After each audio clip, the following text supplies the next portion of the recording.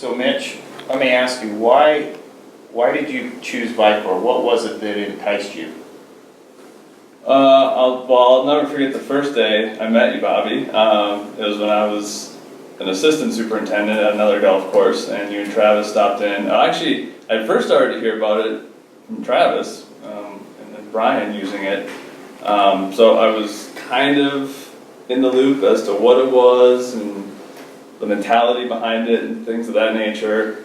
And then we had a discussion when we initially met, and it sparked some interest in me, and I did some small sample test stuff, kind of having some fun at my last job, and some of the little things I saw from just treating little areas with some of the Vicor stuff was really kind of eye-opening, and I had the confidence when I came here that I thought I could do some good stuff, and I was fortunate that my predecessor here had already kind of worked with you and seen some good things here, treating his greens, and he was starting to turn the corner in some areas, agronomically speaking, and so when I was hired here, I figured, why not? Let's just keep it going and maybe even build on that program. And I had Bob's blessing and support as well.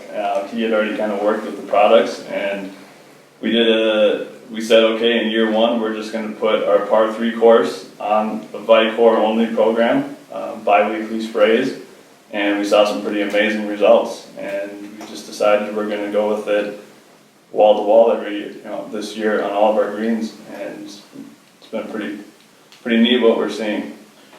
So what products were you using when you started? So last year we were on kind of just more of a traditional foliar program, kind of a concoction of this and that, and some humic acid and other wetting agents and things of that nature. And we always kind of joke because when all was said and done, we had about 8, 9, 10 things in the tank, and it was just kind of like, man, from a time and labor perspective, and just mixing all this different stuff in, how are they all affecting each other? And now we put in 2, 3, 4 things tops in the sprayer, and it saves Bob a lot of time and labor, and we're getting better results with fewer things in the tank, which makes all of us happy. So Bob, we talked earlier about mixing products. What products are you mixing, and how long does it take you now? Right now I'm mixing 3 to 4 products, Thatchback, Carbonate, Ground Break, and on occasion we will throw some nitrogen in, but only when we feel is necessary. We've done 1 app with nitrogen in it now, and that's it. I've gone from about 45 minutes a load down to about 15 minutes load, even including melting nitrogen in. When you have play going off all 3 courses at the same time, and you need 3 loads to do the whole course, I'm saving an hour and a half in loading time, which means I'm doing 1 full course ahead of time by a full 2 hours. How important is water to you today compared to what it was? I mean, I understand that water is a necessity, but how has this program affected the way you look at water? Well, you and I have always, whenever we talk on the phone, we always say it's obviously it's the biggest resource to us on a golf course in general. If you need water to have a golf course, but one thing we noticed is the more we start to use the Vicor products on our greens, the less we need water, which I think has been really cool to see. We're able to stretch our time between waterings a little bit more if the conditions are right. There were times last year, if it wasn't too hot and too dry, we could go a week between watering. When it was really hot and dry, we were every 3 or 4 days maybe. But we've certainly noticed that we can stretch them out a lot more, and even when we do push them a little bit more, as we use the Vicor products more and more, we're seeing less and less hydrophobic areas, less and less hand watering required. And those spots, even when they do kind of pop up again and need a little bit of help, we're not having to live on that green and just hammer them with water and hammer it. If we are able to use our proportioners and inject some of the carbonate or thatch back while we're hand watering, that spot bounces back so much quicker than it used to. Now, you mentioned a proportioner. Why would you use a proportioner than just your regular water? If we're gonna try to fix a spot, like a hydrophobic area on a green, I wanna drop that pH of that water and try to fix it as best as I can, so I don't have to keep coming back. Like we always say, I'm trying to fix the problem and not just address the symptom that I'm seeing. I don't wanna just go out there with my straight irrigation water and just hammer it with high pH, like we say, salt water, and then have to come back maybe later that same day or check it again tomorrow. I mean, if I know that I'm basically it's a portable injection unit, if I can, while I'm hand watering, if I can drop that pH of that water down below 5, if I can get it in that 2, 3, 4, 5 range, it's going to fix that spot that right away, and it's going to help it in the long run too. It's kind of how I look at that. So essentially, you're converting any water that's over a 7 pH would be considered alkali water, salt, or brine water. When we first, in the early days of talking, mycorrhizae and biologicals was very important to you. How does salt water or energized carbon water, if you will, affect the biologicals today in your thought process? I think it certainly gets going more. Instead, if I'm out there or Bob's out there and we're hand watering with that salt water, now I've developed this mindset where, I'm doing this, and it might make the turf look a little bit better at first, but I'm shutting those biologicals down. Where if I'm able to get that pH below that benchmark, then while I'm watering them, I'm getting them going again. It's kind of how I look at that. Is there a You're time? adding biologicals to the. If I'm using the thatch back and the Yeah. proportioner, then I'm also adding them to the soil as well while I'm hand watering. Yeah. Is there a time you want to increase the biologicals versus shut them down? So in the spring, We've noticed in the spring and the fall, we get great results if we're spraying the thatch back regularly and consistently, and we're hand watering with those products. Those times of year, you can certainly get them ramped up and get things going and notice a big difference, yeah. And once your soil temperatures and ambient temperatures get up, you're able to come in with your salt water, if you will, and just apply regular water to control biologicals. Is that what you're saying? Yeah. Or apply a little bit of fertilizer at that point in time to shut the biologicals down. And that's kind of something that, We're trying to slow them down, not shut them down. Yeah. Right. How important is university data? I think it's important. It's a guideline for us out in the field to use, but at the same time, when I met you and I started working with you and Travis, it didn't bother me that there wasn't a ton of university data to back up some of these products. I used it on a small scale basis, and I saw what I liked and I trusted what you guys were telling me, and we developed that rapport and that relationship, and I didn't need all kinds of data to prove this or prove that. I was seeing what I was seeing, and I knew what we were doing was good, and it was environmentally friendly, and to me that was all I needed. So you mentioned environmentally friendly. I just want to talk for a minute. The reason a lot of these questions come up is I'm constantly getting inundated by the same questions. Where is your university data? What is in the product? So let's just talk a little bit about labels and labeling. We've labeled our products through the USDA BioPreferred program, and basically what we're measuring there is carbons. Because our products are so unique and they are ACTOMIZERs, they don't really fit into a state regulated program, if you will. For example, NPK, it's hard for me to put them into an NPK fertilizer labeling when there's nothing in there. I have to have a guaranteed analysis, so that's why we chase the carbon aspect of it. And through the USDA, we can show that we are applying a carbon product. Is that, you mentioned environmentally friendly, is that important to you here in Colorado?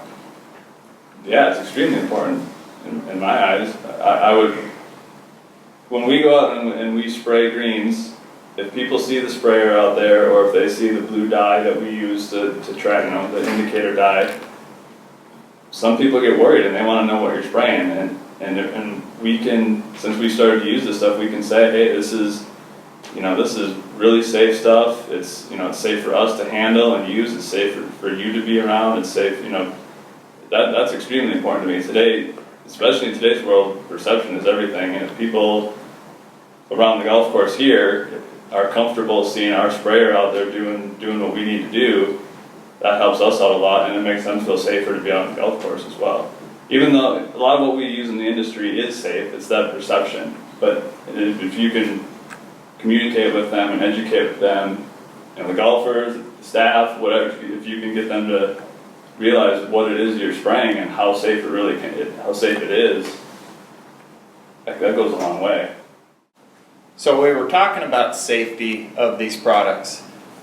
All of our products are biopreferred, USDA biopreferred, and measures amounts of carbon, but they're also a carbon acid with low pH. Thatchback being the lowest at 2.4, or the highest at 2.4, Carbonade 0.7, Groundbreaker even lower than that. So when it comes to safety and mixing, how do you feel about that compared to other products you've used in the past? Well, to be honest with you, because it is organic, I feel much more confident and comfortable around it, because I haven't found that it can make me sick.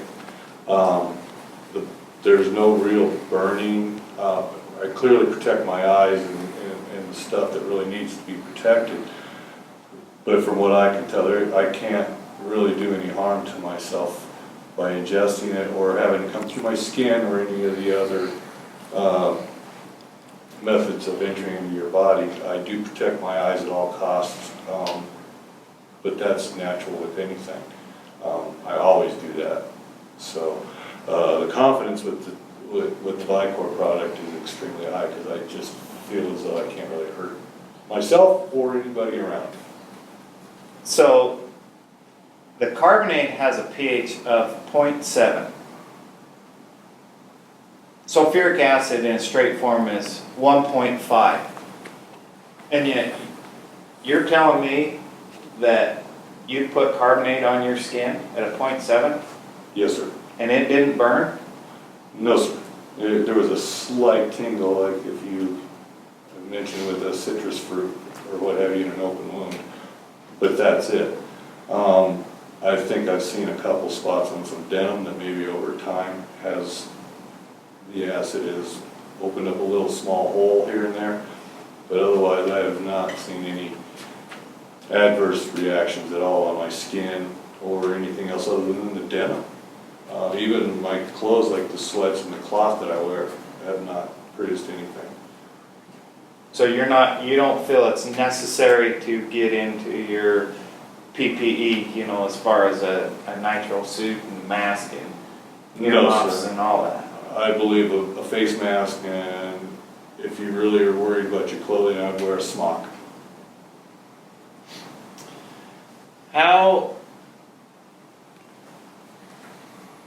Where are you at with your program today, and where do you see yourself going in the future? The carbonate Thatchback Groundbreaker are wouldn't you say, Bob, they're the staple, they're the backbone of our foliar program on our greens. They're really, with, like Bob said, with the exception of mixing in maybe a little bit of N or another nutrient if needed, we'll do that. But they're our spray program on our greens.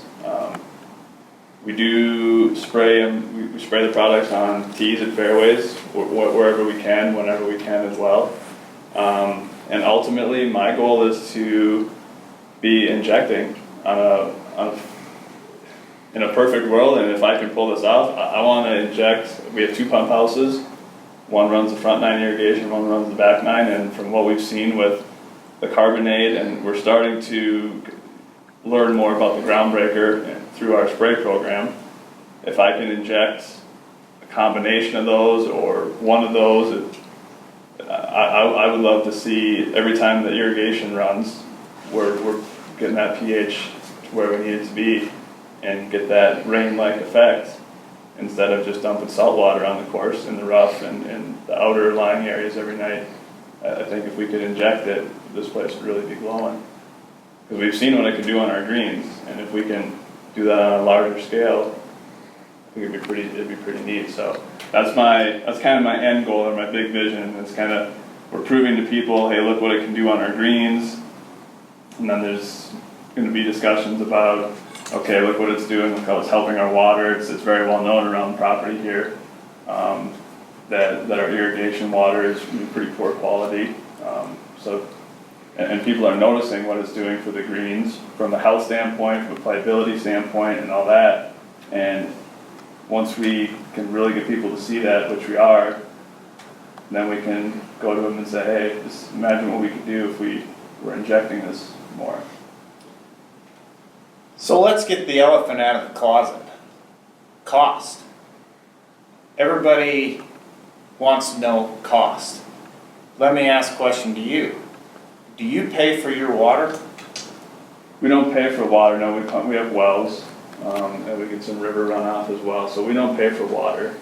Now what I can say is, the Vicor stuff is the most expensive stuff in my fertility budget, but that doesn't matter to me. Like those are the products that I'm not going to sacrifice. I'll sacrifice in other areas because I'm going to use carbonate groundbreaker thatchback. When I first started, I knew I was going to probably have to cut in some areas so that I could afford to use this stuff. And I think that's maybe, if there are guys out there who are hesitant because of the sticker price, that's kind of a shock to them. You just have to get over that mindset or that hurdle that maybe you don't need some of these other things you thought you needed. And if you can say, okay, I'm going to try to go without that and reallocate some money to this stuff, you'll realize that, wow, because that's kind of what we did. We don't need this, we don't need that. We're good. But that's hard, that because we're trained for so long that you need this has to be a part of your program. You need to be using these products, you need to use this and that. You, so many times a year, do this or inject this, and you start to use the Vicor, and you're just kind of like, do we need that? I don't think we do. But that's a tough hurdle to get over for a lot of people in this industry. It kind of was for us too. But the more confident we are with Vicor and the more comfortable we are with it, we're okay saying, no, let's hold off on that. And then ultimately we might realize we don't even need that. Let's not even plan on that anymore. So that's how we're able to make it work here. As a public course in a municipality, even though you don't pay for water, is water usage an issue? And how do you plan on saving water in the future? Because that's where the environment's going. That's where the industry, golf courses always use way too much fertilizer and water. What's your part going to be to protect the environment? Well, the water usage certainly is a big one because, we feel that if we get a real hot, dry season, it's tough on our wells, and we have a tough time keeping the lakes full. And there's times where we just have to water less, even though we feel like we want to or need to water more. So even though we don't pay for it, it is a limited resource in a sense because there's only so much that our wells can pump up and keep up with. So if we can get to that end goal of ours of injecting, then I think we would notice a drastic drop in how much we need to irrigate the rough or the fairways or the tees and some of those outer lying areas. and I think it would be noticeable. And there's a lot of work to be done as far as setting up how we're gonna track that and how we're gonna monitor that, but I think that's how we're gonna save ourselves, save water, and be better for the environment, is literally having to water less. We've been talking budgets. As you're, and cutting things out, how is your budget increasing, or are you just gonna figure a way to cut things out because they're not needed? How is the Vicor program affecting your overall budget? I wouldn't say our budget's increasing. I mean, besides the, few percentage points that you can maybe get, little 2-3% increase every year if you can in certain areas for certain things. But other than that, yeah, we're just finding a way to make it work. Like I touched on, I'm happy to cut other things so that I can afford a tote here, a tote there, a groundbreaker, or hatchback or carbonate it. It can be done. It's just a matter of eliminating other things that you deem and find that just maybe aren't necessary. So here's a question for you. A lot of people like to pull cores when they aerate. What's your opinion on pulling cores with the Vicor program? And is that a way you can save money, or is that still in your budget? I'll let Bob answer that one because he's been here a lot longer than I have. He could speak on what their aeration practices were in the past and kind of where we're going now with that and what we're kind of seeing. Well, our aeration practices on the greens in the past were fairly traditional, spring and fall, pull cores, vertidrain, heavy top dress, heavy labor on the greens. You got a lot of sand, drag, the whole bit, overseed.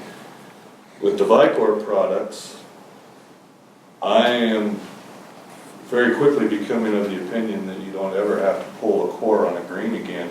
As long as they're healthy, I think everyone can make that decision for themselves. Now that's a big statement, Bob. That's huge. That's Yes. industry changing right there. I want to do that. I'm a golfer as well, and I don't like to play on aerated greens. I understand what the pro shop goes through when we aerate greens. It's nothing but complaints. No one's happy. I can produce I feel, a better result without pulling a core on the green. I don't think you can eliminate the top dressing. You still need to come in and do a light top dressing within a frequency of 3 to 4 weeks, I think, during the season. Maybe a little heavier in the spring and a little heavier in the fall than you normally would.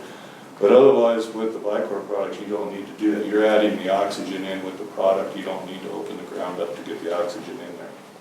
With the exception of maybe some solid tying, but you don't want to pull that. You're not pulling the food that you've been putting down. Correct. Getting rid of it. There is some need for needle tying, some venting. Right.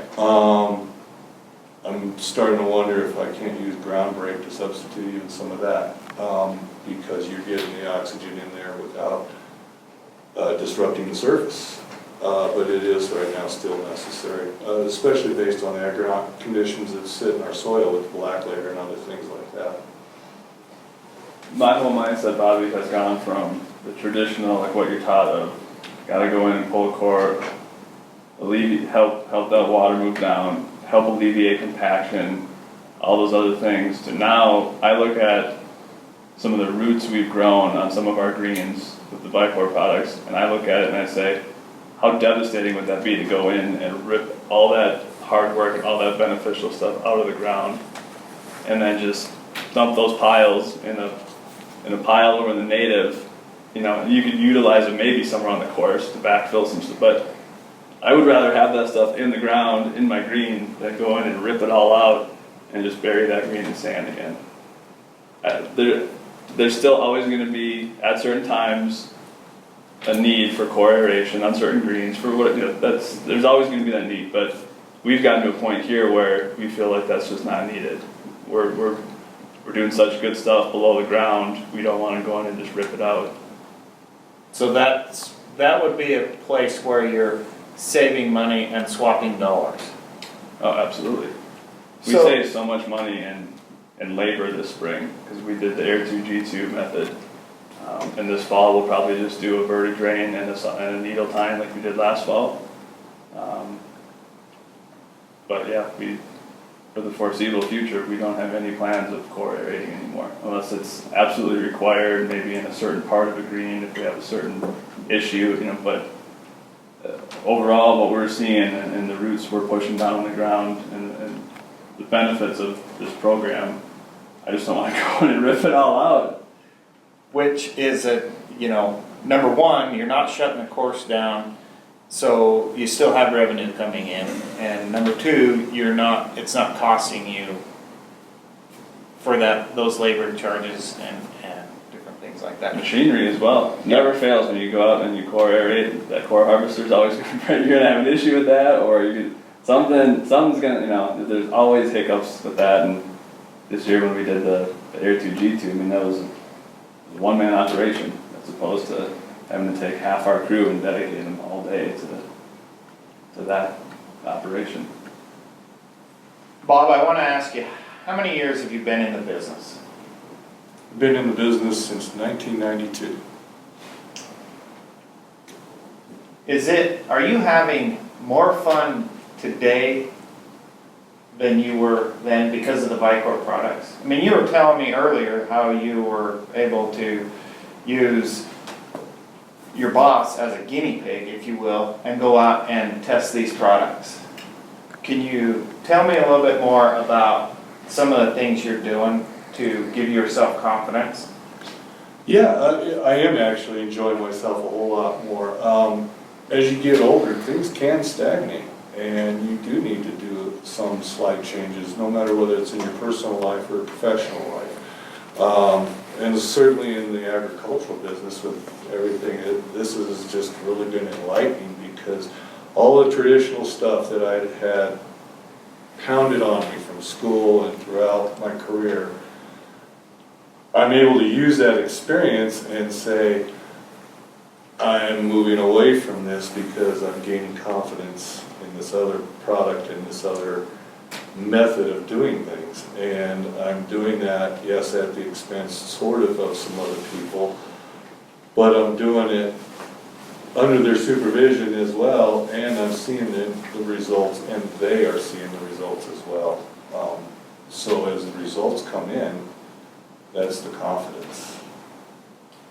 So, being in this business since 1992, are you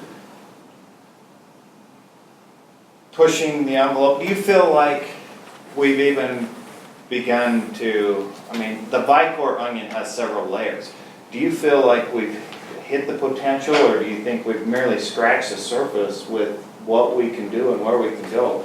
And what I'm more specifically talking about is rates. With the rates you're using and where you're going out with, is there potential to expedite this even further? And we've talked about injecting, and I know that's the next step, but with your program today, how far do you think we can go with this?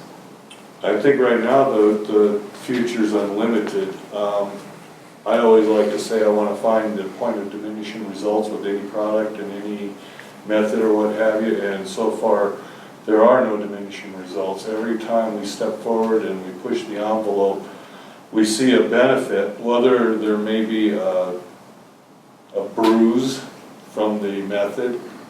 We see the recovery of the bruise, and we see how it really came back stronger than it was before.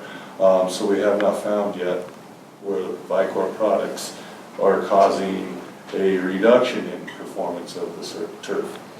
So with that being said, one question that's been asked or relayed to me through superintendents is, am I mining my soils? I am using a strong acid.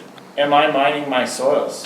What is your opinion and your thoughts on mining your soils? I'll start with you. Well, the biggest thing you've got me to realize is that our soils, first of all, our soils have probably a lot more of the nutrients in them than we realize. We always think we have to add them, add. But a lot of times they're already there. And you've also got me to realize they're in our irrigation water. They're tied up. And if we can free them by using these products and release them, we're getting those nutrients we need. It's just a matter of unlocking them from either the soil or the irrigation water or things of that nature. And that's why I don't necessarily look at it like I'm mining my soils anymore. It's things I've thought about in my head, because like you said, people mention it or they question you about it, but like we've discussed too, if you find that all of a sudden, okay, now we're getting low in something, then through our testing and our monitoring, then we can go out and we know exactly what we need to apply instead of, just like you always say, chasing that NPK. I mean, we can just go out and apply what we need, and we have confidence that we're unlocking all that other stuff that's in our water or already in our soils. We just need to unlock it. Make it available. So Bob, with your testing and mad scientist effects, what have you noticed when you were talking earlier about overloading some areas? When you went back to those areas after they grew in and different things, did you notice any different water penetration? And maybe that's more of the question I'm asking is, what have you seen with water penetration today versus? Well, the water certainly will penetrate much quicker through it. In those areas that you were talking about, they were noticeably softer to the touch than an area even 2 or 3 inches away from the perimeter of that spot.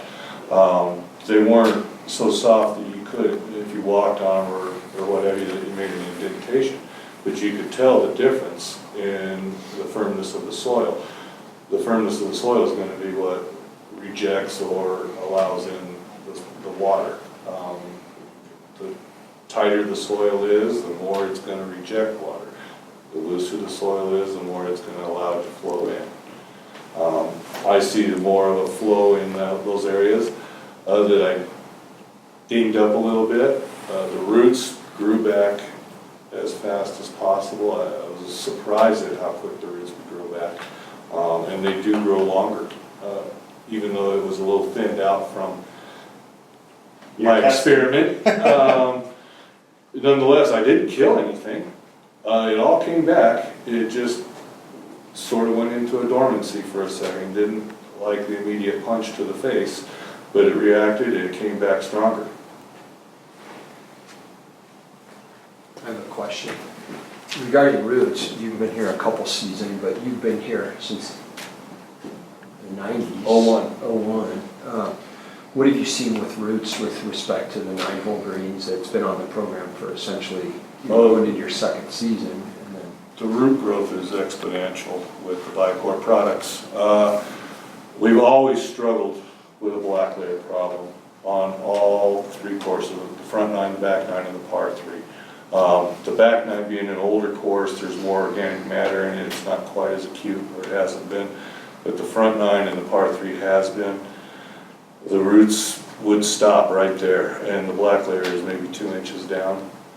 We're penetrating that black layer, and we're getting the roots to grow 7 to 10 inches in some areas, and it's going through the black layer, and it's not going through where an aeration tine went through. It's going through on its own.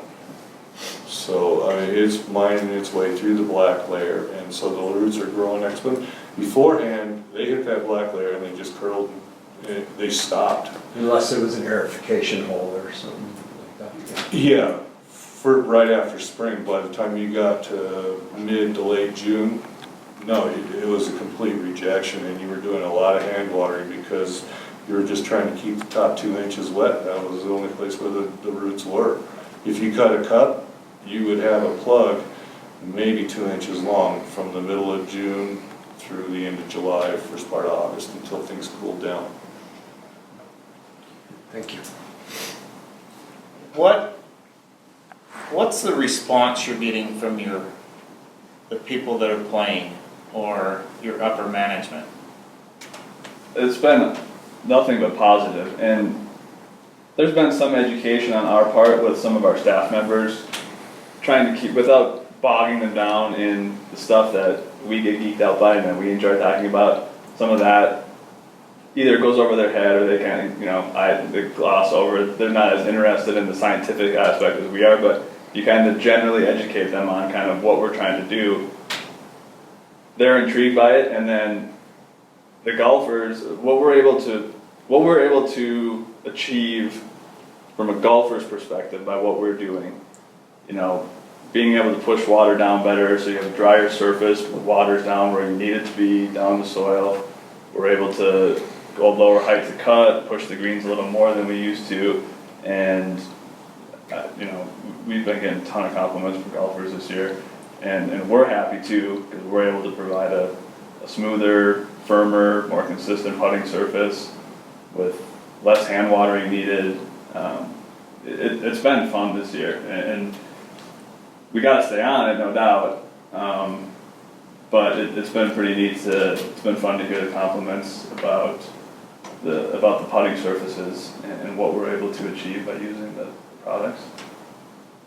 So playability has improved In my eyes, wouldn't you say, Bob? I mean, Oh yeah, dramatically. We've always struggled with consistency with the greens here.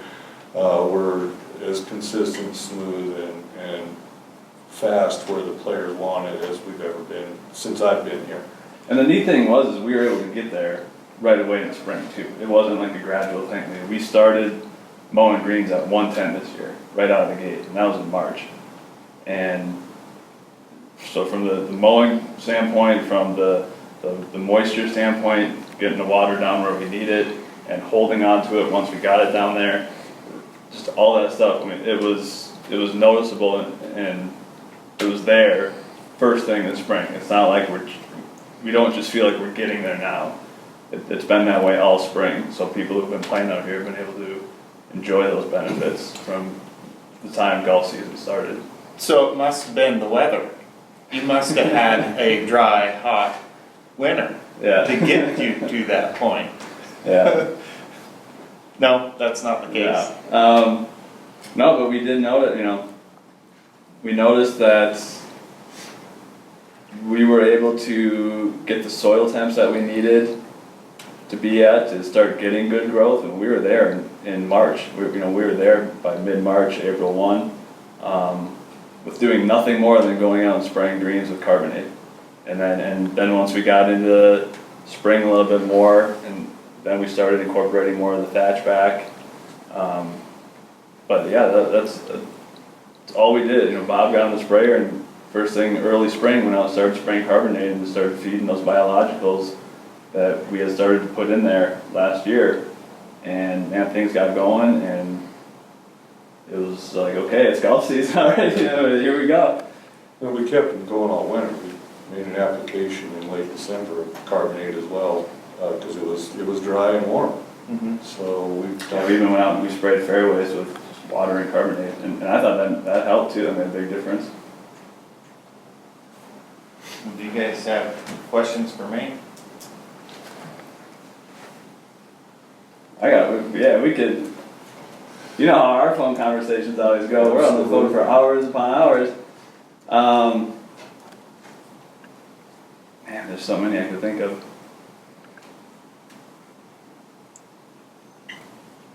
I guess I would like to know a little bit more too about because I'm very proud to be able to say that we spray these products and they're the backbone of our programs, and they're USDA bio-preferred.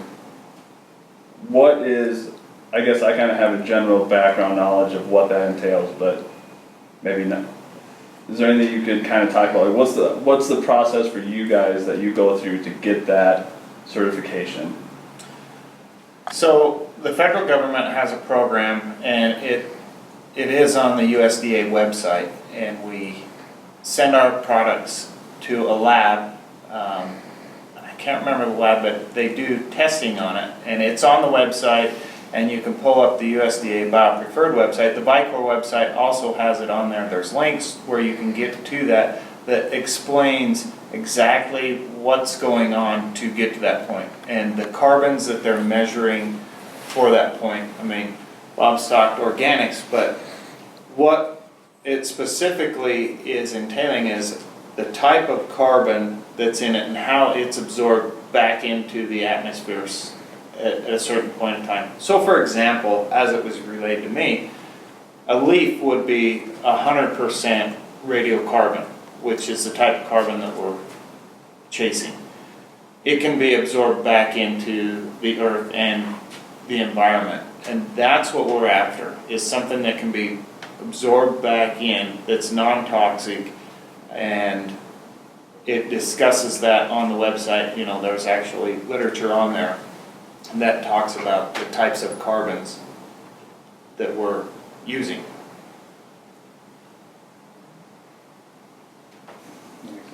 It does make sense.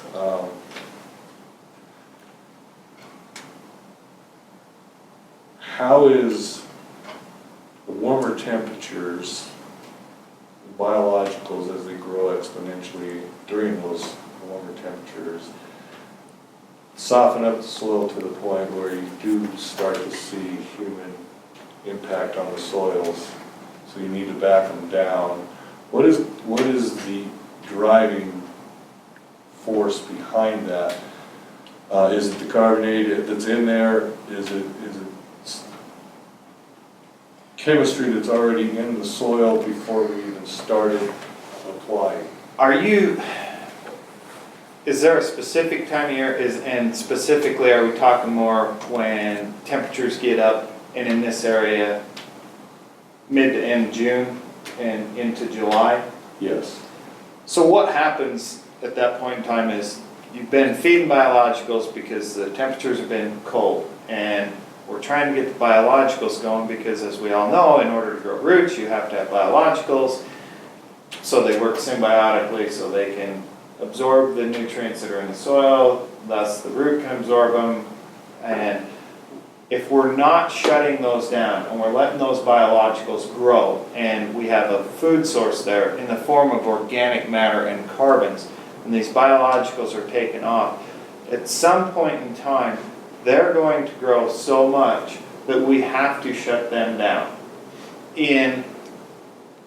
If we're in a golf course setting, the way there could be detrimental is for playability reasons only. And that would be it.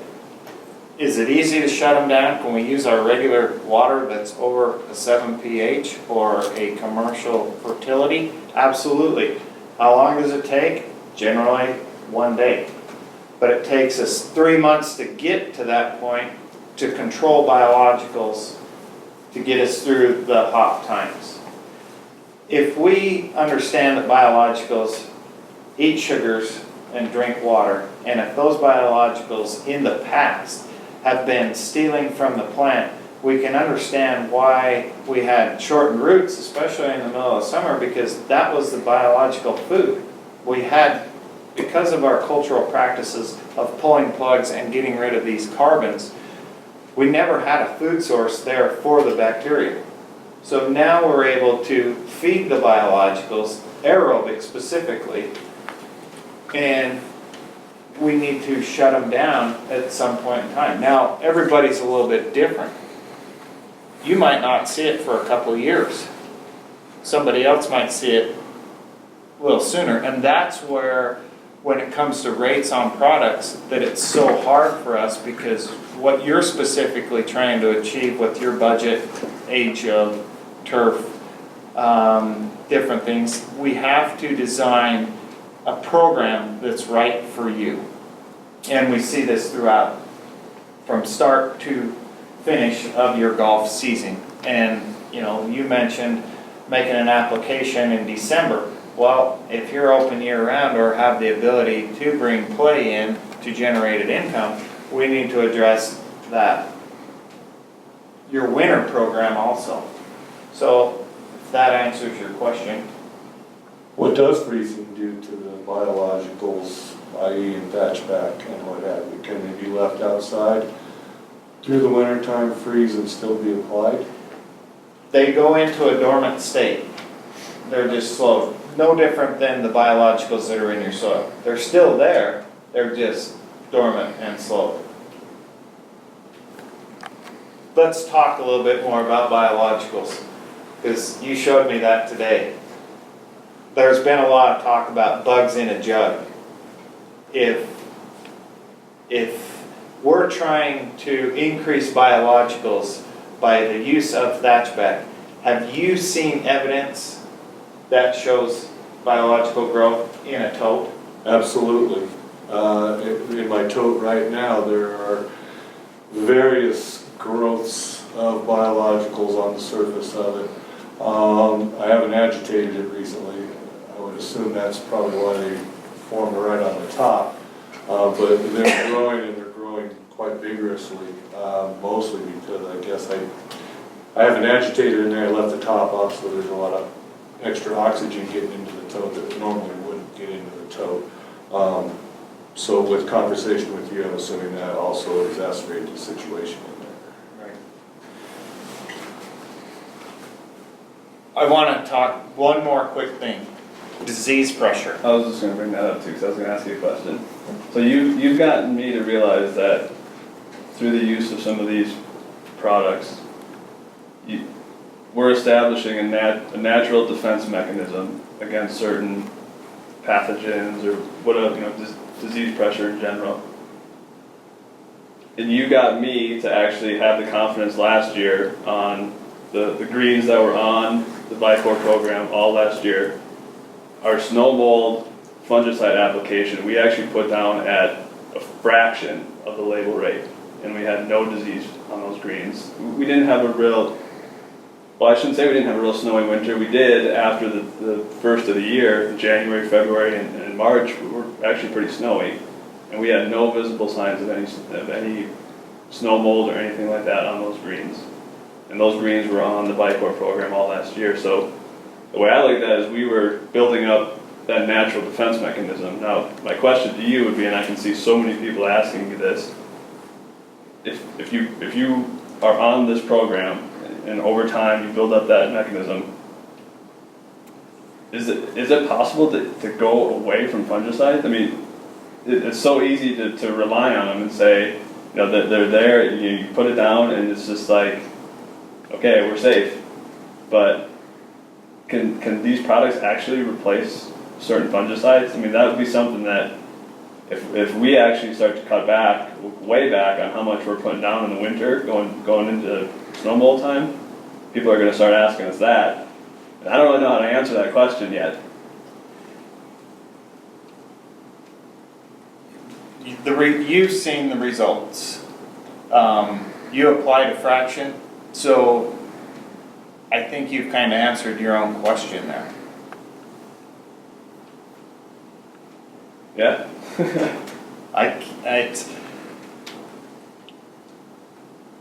So is there anything more to it other than just we're producing healthy soil, healthy plants, and they're just able to naturally fight, like if our, like a human, if we're healthy, we're more prone to not getting sick? Is that kind of what we're seeing out there? That like we've made those greens More aerobic. yeah, we've made them, gotten to them to a point where they're healthy enough where they can fend off that stuff just naturally. Is that kind of what we're seeing? Well, fungicides and aeration are very touchy subjects when you talk to superintendents. And so approaching this gently, let's discuss. And as we've talked in the past, are we reacting to the reaction, or are we reacting to the problem?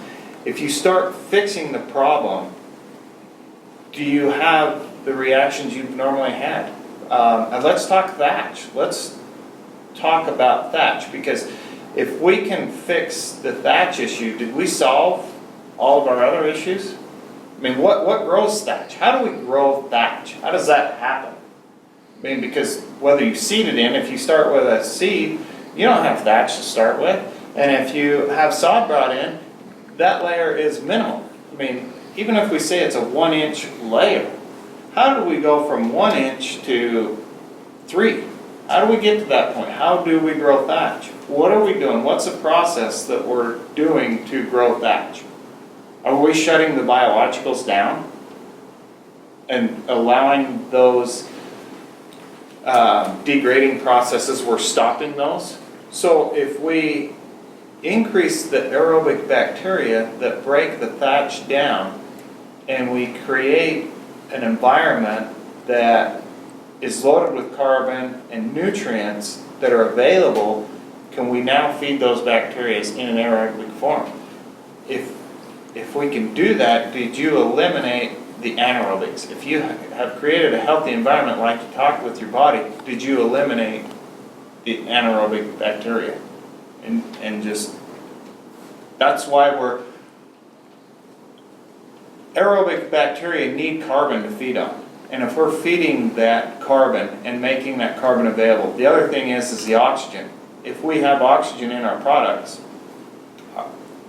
do we create a healthy aerobic environment? Yeah. I want to ask you a question.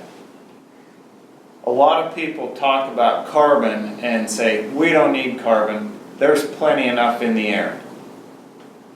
If 78% of the Earth's atmosphere, according to the Western Fertilizer Handbook, not my words, theirs, 78% of the Earth's atmosphere is nitrogen. Well, aren't you getting enough nitrogen through the air? Why are you adding nitrogen? Is it unavailable? Could that carbon also be unavailable? What makes the carbon, I mean, when we talk percentages, even if we had 20% there's only 100% in a bucket. So if 78% of that is nitrogen, according to their words, then 20% would be carbon, for example. If that's unavailable, why we need to supplement that? So is carbon more valuable than nitrogen? I would say yes. I would agree. It is. What about energy? When you've seen a flush of growth, let's talk rain, for example, because you mentioned rain and your irrigation more like rainwater. Why is rainwater important? And because we're talking about nitrogen in the air, atmospheric nitrogen that's unavailable, why is it that after a rainstorm you see a flush of growth? It's that pH. Like I was talking about. You talk to any superintendent, and they'll take a night of good rainfall over running their irrigation system any night. I mean, you get that natural glow. You get that lower pH. You get the nutrients in that rainwater, and that stuff's falling and hitting the ground, and all that stuff's being released. There's energy in it, like you said. If you get some good lightning, there's energy. I mean, that's all stuff that you've got me to realize. And now when Bob and I drive around the golf course, it's kind of your whole mindset about what you're looking at and what you're processing mentally kind of changes. Do you feel to an extent you can simulate a rainstorm in the spray tank when you go out with the Vibe-Core products to some I extent? guess that'd be a good way to look at it. Yeah, I mean, you're simulating that rainfall event on that green when you're going over spraying it, yeah. You control when and where it comes. Because of the carbon, because of the oxygen. So I know we've opened your mind, but if we back up here a little bit, you talked about the importance of rainfall. Because my curious mind wants to know, why is it that more superintendents don't chase what's in rainwater versus soil samples? Is that a fair question? Yeah. And the more I kind of am learning from this program too, the more I question that as well.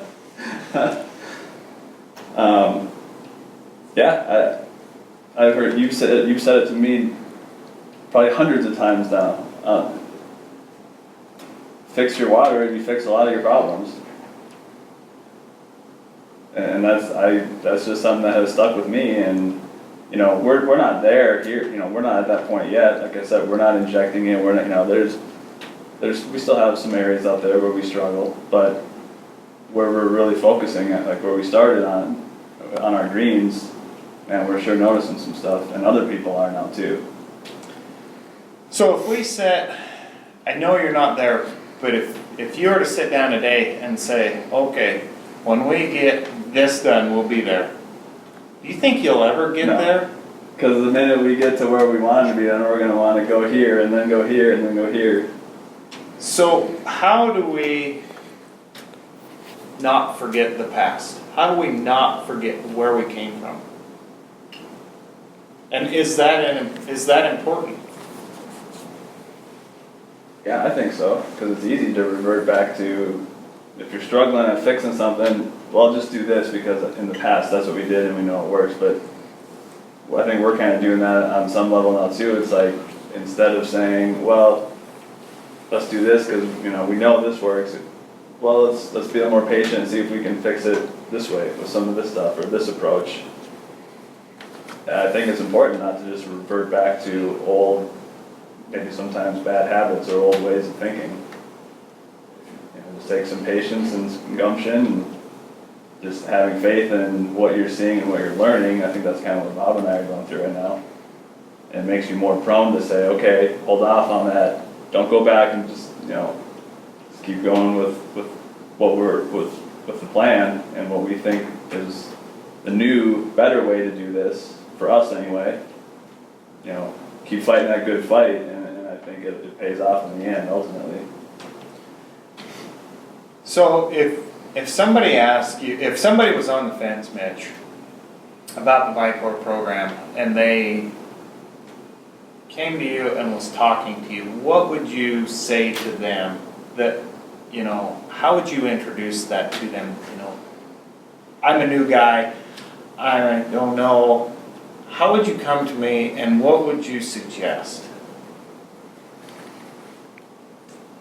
I think the first thing you have to suggest and get a person to realize is that it's not just a matter of buying these new products and using them. It's kind of a change in mindset and a change in the way you look at certain problems and develop a plan to fix certain problems, whatever that might be on your greens, if it's thatch or if it's black layer or whatever. You just have to kind of have that open-mindedness and that willingness to learn, which I've had with you ever since I met you, and then the more we use these products, Bob and I are both learning a ton every day. Every time we go out and we spray, we see something new, or we think of something new, or we come up with a new question, or, you know, you just have to have that open-mindedness and willingness to not buck the trend of the past, but just say, okay, you know, that's maybe some of these approaches and stuff like that's what was the best thing at that time. But one of the coolest things is our industry is evolving so fast with products like the Vicor stuff that we're using now. And if you just have that open-mindedness and a little bit of patience and ask a lot of questions. Why is this doing that? Why am I seeing this? Maybe come up with a hypothesis, try some different things like we talked about here today. You might for short term kind of screw something up and freak out, but you got, have some patience and be willing to try some stuff. That's what I would first tell people. I wouldn't try to go in and bury them with all the scientific stuff of why I think I'm seeing this or why I'm seeing that, but just be patient and have an open mind and just be willing to kind of have an evolving mindset and just roll with the punches. And so that's what I've done, and it's been fun. And it's been fun to kind of learn along the way. I'm sure Bob would agree too. So we talked about soil testing. Is the soil test and use of carbonate in there, is that a value? Is that where you'd start to recommend someone to start, is with soil testing? Let's start small, is that, take a little bit of carbonate, add to your soil, because if on soil reports they add an acid to release nutrients. Well, if if we're adding an acid to our soil, can we prove that, yes, we can release nutrients? Is that where you would tell guys to start with a nitric acid test, or even just a regular soil test? Just add a little bit to your soil, a check, and with some product. Is that a good place to start, or where would you Yeah. tell someone to begin? I mean, how would you? Or for me, an eye-opening one has been getting that pH meter and testing our tank. You know, when we're filling up with our water and that pH of that water we're putting in our tank is over 8, and then we add our products and we're down in the 2s and 3s. Is that scary? It's scary at first, but once you have that trust and you know that what you're going to do is going to go out and do some very beneficial things, then it's fun. Yeah, I think you gotta be a little uncomfortable to get to the fun section a little bit, be willing to be a little uncomfortable by the different philosophy. Because I mean, we are seeing results. I think the pH in our tank was 8.7, and with all 3 products, or all 4, it was 2.3. And no, it doesn't scare me, because first of all, we're applying it directly where it needs to go. We're applying it to a area of the golf course that is going to be receptive to it and is going to see a result. If you're not comfortable with it, you're going to be a little more hesitant, but if you're willing to be a little uncomfortable and try something new, the results prove themselves, even small or large scale. For us, the biggest eye-opener for me with your products, we have a nursery green that was basically dormant, going dead, and I sprayed the tank out on it, and the next day it was as green and vibrant as if it had been healthy the whole season. And this was a 24-hour turnaround. And that's where, for me, that one spot opened my eyes and really relaxed my nerves on your product, because I was like, okay, this is clear cut. And so my confidence and my comfortability with it went up immeasurably just on that one experiment. And all it was me spraying my tank out with the excess from a greens application. I have a question. There's obviously a movement in the industry towards MLSN. Do you subscribe to that, or do you feel this could complement an MLSN program? I think it kind of complements it. I think it's kind of trying to achieve the same thing, maybe just taking a little different approach, for lack of a better term. I mean, we're kind of trying to do the same thing, aren't we? We're trying to not dump excess stuff onto areas that don't need it. We're just trying to utilize we're just trying to get what we can from what's there. So the way I look at it, but I've never gone fully in and gone by that method. I know a lot of my colleagues do. I just chose to take this route, but I think we're ultimately all trying to do the same thing, as we realize, and we're trying to be more environmentally friendly. But I think this is kind of Do more with less. Yeah. I want to thank you guys very much. And I know we could spend hours and hours talking, and I look forward to the next time we sit down and talk. But there's one thing I want to get on film today. If you were to change 3 things on your course today, what 3 things would they be with turf management? I could change 3 things about the course. What are you struggling with on a daily basis today? Because I want to see where our bar is, so when Okay. we get there. Bob, something jump out at you right away? Well, I mean, we talk about labor. I can't help you with labor. It would be nice to be able to use your products.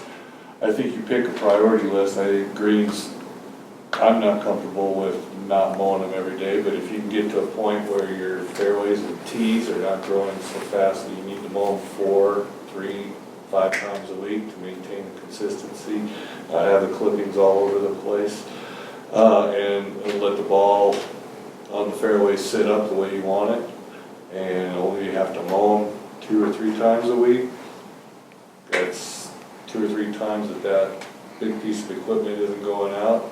It's 2 or 3 times that labor isn't going out on that. And your mechanic doesn't have to work on the equipment as much if it doesn't go out as much. For me, that would be the best way, because in our industry, labor is becoming the more critical as water. You just can't find it as well as we used to. So if you cut back in some areas that you, on your priority list allows you to cut back on because of the use of this product, you've already taken a giant step forward. Water quality would be number one for me. If I could change our water quality, which is what we're working towards, like you said, if we could get to that point where we are injecting, even if not every night, if we can find that point where we're injecting every so many nights and we can see the results everywhere on the golf course as opposed to just the areas where we're spraying, that would be the number one thing that I would like to change is my water quality.